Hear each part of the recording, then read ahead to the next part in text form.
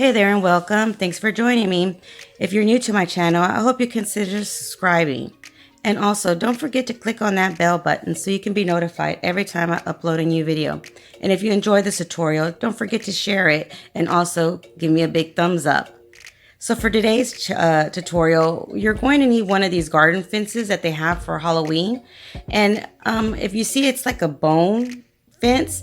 What I'm going to do is remove a little piece higher than what the stake part is of the fence, just like so. So you can see that it has like a little curve or arch on the top of your point. So just go ahead and I just place it over the second one and then just squirt it and then cut it off to make it the exact same size. Now you don't have to do cut the curved part of the bone like I am. You can basically just cut the bottom stake part and it'll be perfectly fine. I just wanted that curved arch part. So now with the same fence, go ahead and cut one of the bones or from the squares. And this right here is going to be the handle, so you can make it the size you want. You'll see that I'm going to cut it down to 4 inches in just a minute. Now one of the bones, or I call it like the heart, the end of the bones, it's like a kind of like a heart shape. Just go ahead and score it and cut it off. And this fence is pretty easy to cut. Now if you get one of the fences that are a little bit harder or to cut, what I recommend is you getting a blow dryer and just placing your blow dryer on high heat where you're going to cut for a few seconds and then go ahead and cut it, and it's a lot softer. So here's where I'm cutting what's going to be my handle to 4 inches.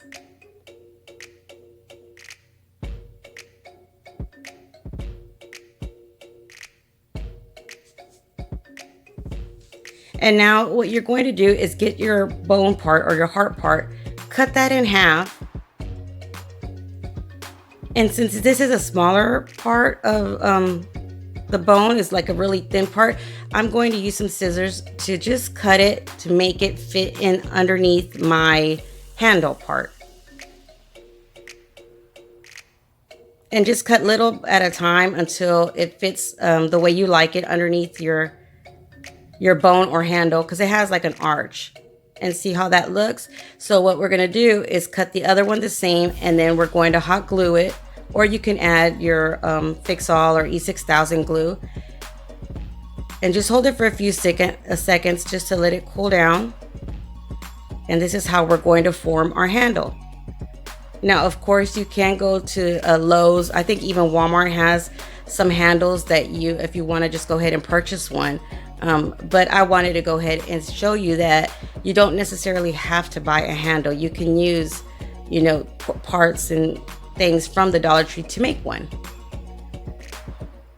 So here is going to be your handle. So now, if you saw how it has some silver or gray, if you like that color and it looks old and distressed, go ahead and keep it like that. But I wanted it to be all jet black. So I just went over it with some apple barrel paint and just painted that silver part to make it all an even coat black.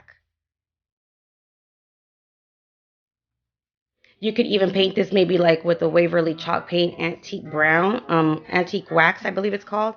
It's the kind of like a pine color brown, and that would look really pretty too, more rustic looking. And once you're done painting these, just go ahead and set them aside. And it doesn't take very long for it to dry, since I'm just doing basically one coat of the black paint.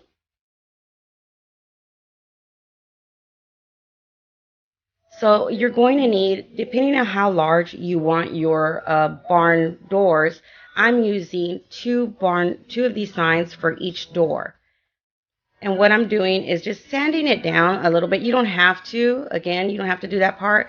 You can just flip it over and use the back part. And some of them I am and some of them I'm not. So I just wanted to go ahead and sand them down, give them a light sand down, just in case I need to use the front.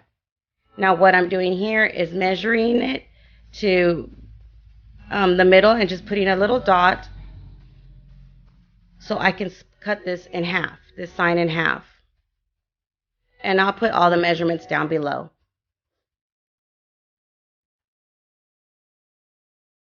And then now what I'm doing with the points, just kind of aligning them with my ruler, and then drawing the line down the middle. And then with my box cutter, I'm going to go ahead and just kind of run it through until it's cut at least halfway. And again, this doesn't take too long. If you have a saw, you can use a saw as well, but it worked fine. You just need to put a little bit of pressure and cut it down and keep scoring it, running your box cutter down until, like I said, at least you feel it cut halfway through the sign, and then you can just basically bend it and it'll cut the rest in half. Just like that. And now what I'm doing is going to sand it down just to make the edges where I cut nice and smooth and even. Now another option, if you don't want the edges or the top and bottom to have that design of the little triangle point, you can just basically cut those off. But it didn't bother me, so I left them as is. Now once you cut all your signs, go ahead and set them aside and get some of these wooden rulers. You get 2 in a pack. And they're really easy to remove the measuring number part. So you just kind of get it and remove it with something sharp to pull it off. They're just little stickers. And now you have some blank pieces of wood. Now there's like a little indent on where the measurements were at. Now you can use that side or the flat side. And in this right here, I had a piece of wood, actually the exact same size. I had 2 of them, so I'm just using that. But at the Dollar Tree, if you want to get one of the for sale signs that has the stake that you can put in the ground, they usually have like yard sales or for sale signs with those stakes, or even those wooden Halloween signs that have some of the wordings on it. You can use one of those and just cut it to size, depending on what size you want to use it. Mine is, I believe it's 19 inches, I'm sorry, but I'll go ahead and make sure to write the exact measurements down below. So that's an option that you can use if you don't have this one long piece of wood. Or you can even use 2 rulers and cut them to the measurement you'd like. So there's quite a few options you can use. So I painted these white and I set those aside as well. Now you're going to need some of this contact paper. And what you're going to do is, or what I did was, all the pieces of wood that I cut, that I split in half the signs, I'm just basically laying them down on this contact paper, tracing them, and then I'm just going to cut them out into individual strips.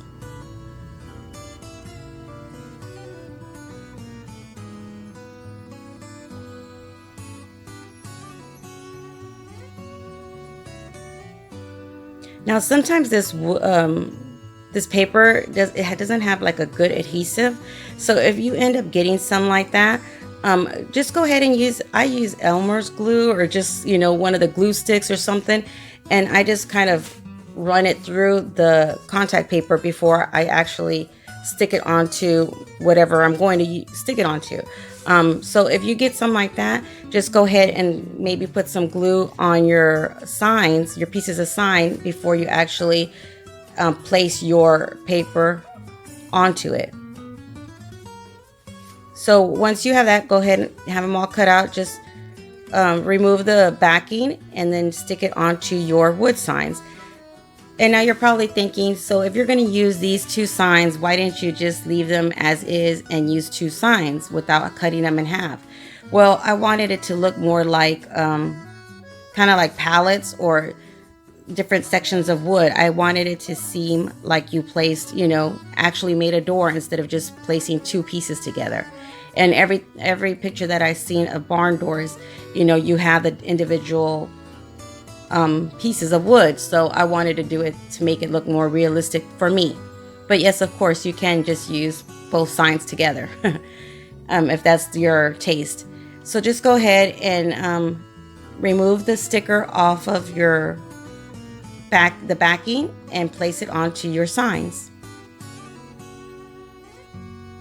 And if you see, I did some forward, some backwards, and that's just so they could be placed evenly.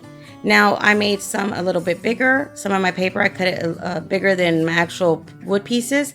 So with a little piece of sandpaper, and this one is pretty used up, I just ran it through, and you can see it scores it, and then you can just peel off the remaining pieces of paper from your board. And I sanded all of my pieces just to give it more of that older rustic look.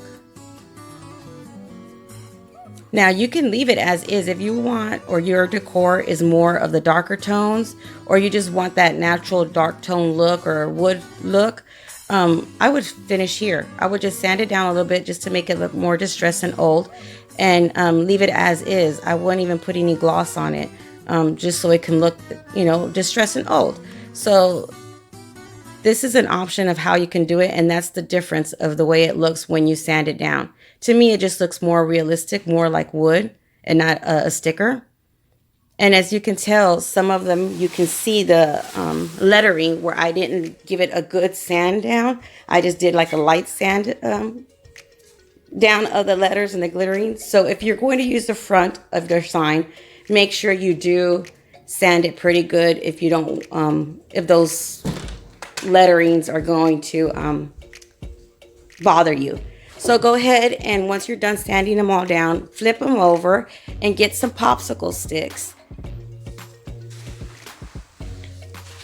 And just glue random, glue at least 2 popsicle sticks, or at least 1 in the middle if you want to do it that way, throughout the entire wood pieces to attach them. And here you see I just kind of squeezed them together and then pressed firmly down the popsicle stick.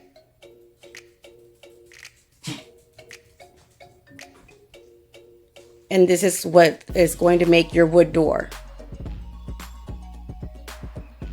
Now, once you're done adding your popsicle sticks, go ahead, and what I'm using are some of the leftover picture frame hanging hooks that I had left over that I store. And I'm just placing 2 of them on either end of my door. And I'm using liquid nails glue and a little bit of hot glue on top of it to place them on either end. And if you don't have these, you can use jute twine. There's different possibilities. If you want to hang it, go ahead and place something to hang it from. Now, once you've done that and allowed it to dry, flip it back over. And I'm going to paint mine white, but I'm going to do it more like a whitewash. So I just grabbed a wet towel, or I have one of these mittens, like car wash mittens that I use. And I just wet it and then brush wipe the excess paint off of it. And if you see, I always start at the ends and then work my way in the middle. That way, the more of the paint will be at the ends than throughout the middle of my door or any project that you're doing. And you might think this is quite a thick coat if it's going to be whitewashed. Well, you'll see what I do after I paint each one of these pieces. So again, you start from the ends and then you work your way into the middle. And wherever you want more of that white to show through, just go ahead and start there, and it'll be a brighter white wherever you start your paint.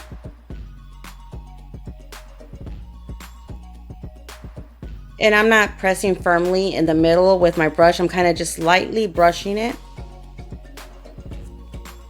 And right here is where your creativity comes in, and where your style and your taste comes in, because basically you're going to paint this as much or as little as you like, depending on your decor and your style of what you think is pretty or what you like. So I was done here, and I got some of this, it's Hazelnut from Waverly chalk paint. Just slightly, little bit, just to tint my white to make it look more like an eggshell color or a tan.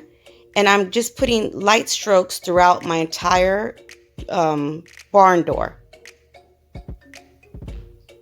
Just like this. And I just kept using the same brush and just kept brushing it and brushing it. And then what you're doing, once it's dry, go ahead and get the same sandpaper or an older sandpaper and just brush it lightly throughout the entire piece. And the more you sand it in the area, the more of the wood color would come through. And that's why you put the contact paper on here, because when you sand it down, if you want it to look more like wood, you want that grain of the wood to come through. You don't want just, you know, the pieces of wood that has no grain or design on it. But again, that's just completely optional. So once you're done sanding it with the wet rag, just go ahead and wipe it down to remove any of the excess dust, so you can see if you're happy with the way your door looks. And you just continue doing these 2 steps until you're happy. Adding your white, adding your tan, or whatever colors you choose to use. Even olive green will look really pretty on this door to make it look more of a mildew style barn door. So you just continue adding your colors as you like. And just make sure before you sand or what have you, you just let it dry for at least a few minutes. It doesn't take long because it's not a lot of paint on your brush. And then once you're done, if you want to go ahead and sand it down again, you just keep doing these steps over and over again.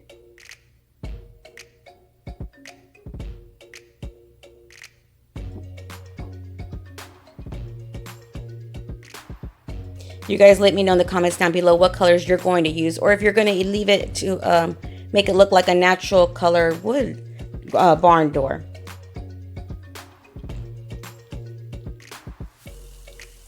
So again, just let it dry and then just use your sandpaper and just sand it wherever you like. And I hope you can see how when you do sand it down, where you can see the actual wood grain. Now, once you're happy, go ahead and get all the pieces that you painted. And I'm using wood glue. Liquid nails, but you can use wood glue or E6000, any permanent kind of glue that you have on hand. And go ahead and run it down your rulers, all your pieces of wood. And I'm measuring 4 inches from the top and 4 inches from the bottom. And placing my rulers or wood pieces right there. So I'm just running the glue down the middle, and then I'm going to use a little bit of hot glue to the sides of my wood pieces in order for it to glue right away, and for it to the liquid nails to have time to dry.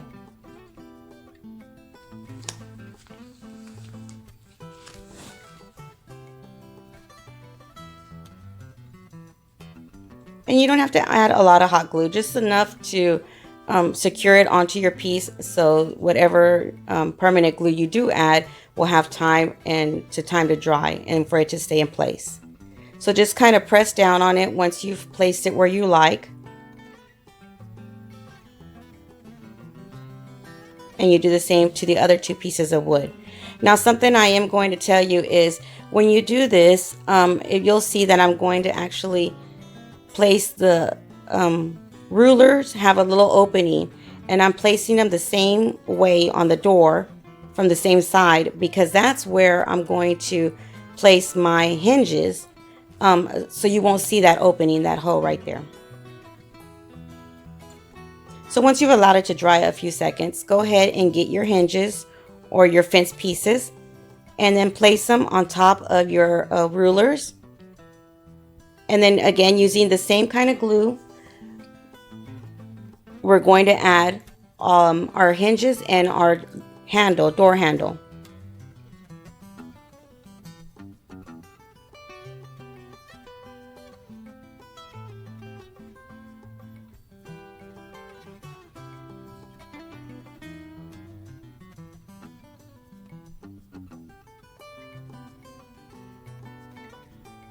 And on my hinges, I did, since it has like they're curved, it's kind of like a cylinder, half a cylinder type from your fences. I did add quite a bit of hot glue to firmly place it onto my wood piece to make sure it was nice and secure.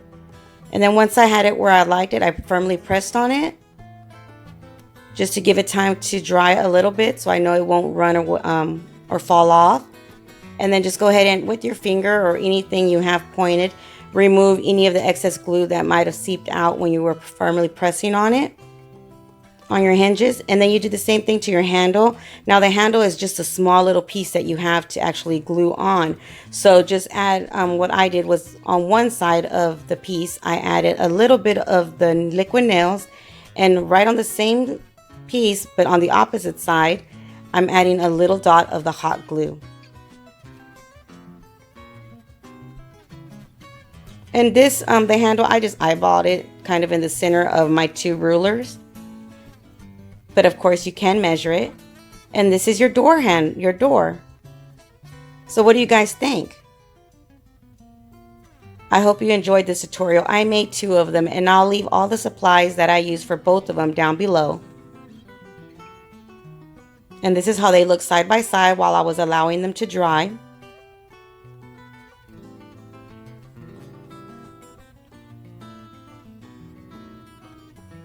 And this is how I displayed mine. Till next time, you guys stay blessed.